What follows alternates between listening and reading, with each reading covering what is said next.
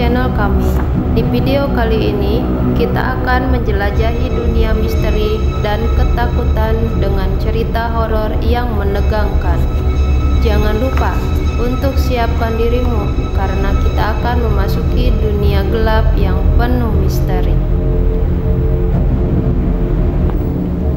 Sekolah SD ku bekas rumah sakit. Entah mitos atau fakta, cerita zaman SD dulu. Seringkali mendengar hal itu kalau sekolah kami itu bekas rumah sakit.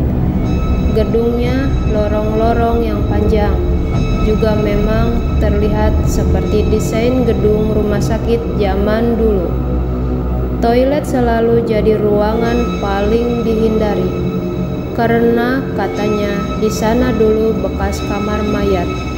Di kebun sekolah, tepat di depan toilet juga ada pohon nangka besar yang katanya lagi sudah ada dan tumbuh ketika orang tua kita sekolah di sana.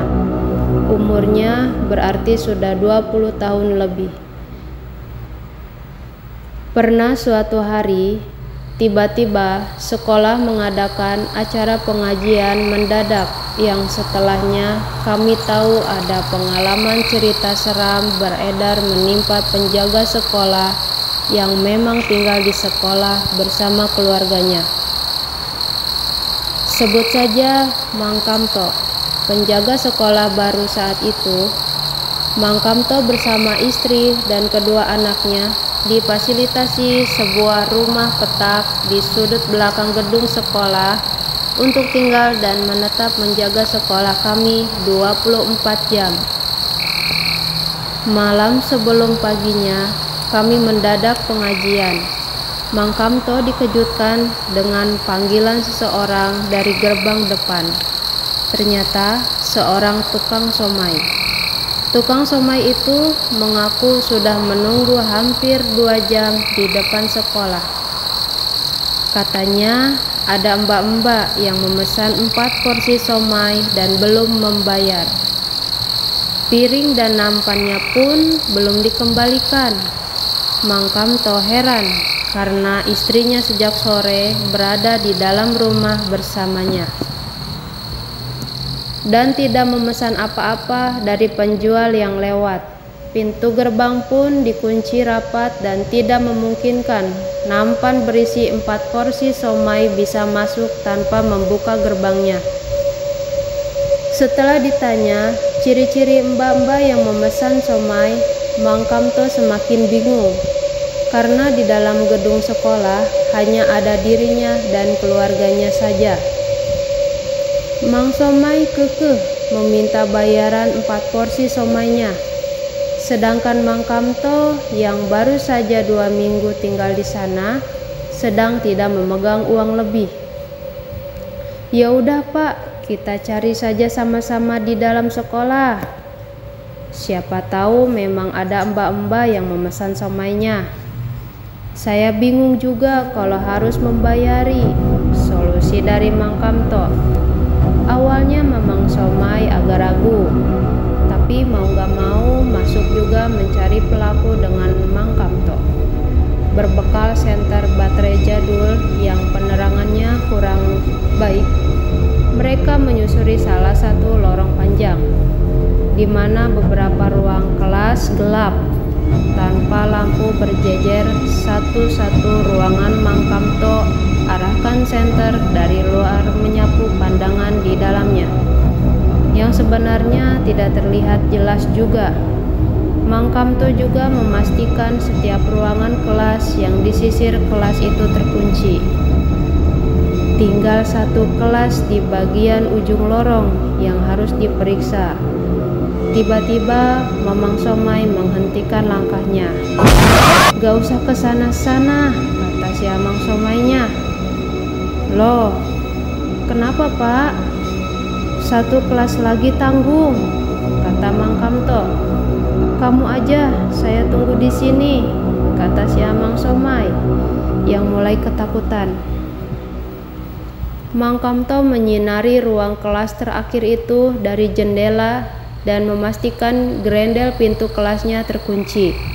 Nih, terkunci ya Pak, Gak mungkin ada orang di dalam, kata Mang Kamto memastikan. Tanpa menunggu persetujuan si Amang Somai, dia mulai menjauhi ruangan kelas itu. Tapi tiba-tiba terdengar suara kursi besi dari dalam kelas terakhir seperti tergeret. Refleks, Mang Kamto mengarahkan senter ke arah sana. Tidak ada siapa-siapa. Mang Kamto baru tahu ternyata Mang Somai tadi sudah lari ke depan lorong yang lebih terang. Gangguan seperti itu sudah sering Mang Kamto jumpai. Mungkin si Mamang Somai belum kuat mental menghadapi kursi besi yang terseret sendiri, pikirnya. Hayu Pak, cari di bagian seberang, ajak Mang Kamto. Bagian seberang tentu adalah saja kebun sekolah, daerah perpustakaan, musola, dan gudang. Terlihat lebih gelap dari lorong kelas. Ayo Pak, kata Mang Kamto agak memaksa. Mungkin dia pikir kapan lagi bisa keliling sekolah malam dan ditemani seseorang. Mereka menyeberangi kebun dan sampai di depan toilet. Lalu pandangan mereka menampak ada tumpukan piring berisi somai yang masih utuh di depan pintu masuk toilet. Tiba-tiba mencium bau bunga melati yang sangat menyengat. Mas, sudahlah, gak usah dibayarin somainya. Saya ikhlas, kata Mamang Somai yang sadar sejak tadi kalau ada yang gak beres. Saya minta tolong aja piringnya, besok pagi dibuang aja mas, sambungnya si Mamang Somai. Tiba-tiba mereka dikagetkan seperti buah nangka jatuh. Tapi suaranya bukan dari arah pohon nangka, melainkan dari dalam toilet. Refleks, Mang Kamto mengarahkan senter ke dalam toilet yang hanya berjarak lurus beberapa meter dari mereka berdiri. Bayangan samar memang seperti nangka besar. Sedetik kemudian benda itu menggelinding mendekat ke arah mereka.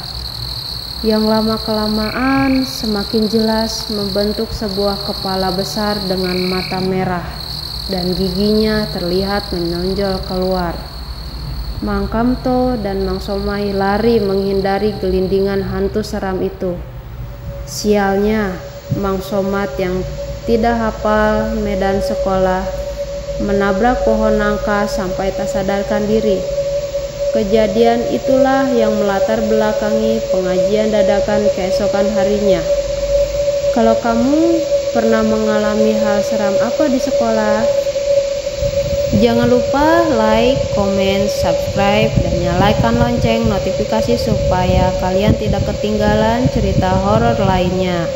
Terima kasih.